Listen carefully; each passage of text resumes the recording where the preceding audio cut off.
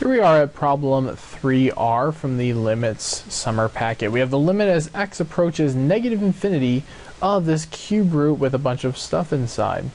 And there is a certain property in limits that says that anytime you have like an nth root like this, we can actually go ahead and take our limit and place it inside of this nth root. It kind of bypasses properties with exponents, including things like the nth root. And so that's actually a really nice handy tool as you approach limits. Now, that being said, then we have the third root of this limit as x approaches negative infinity of x minus 3 all over 5 minus x.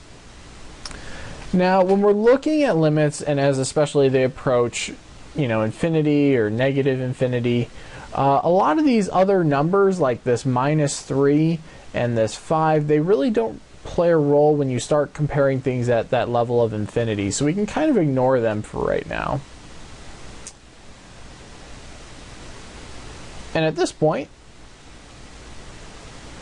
we have the cube root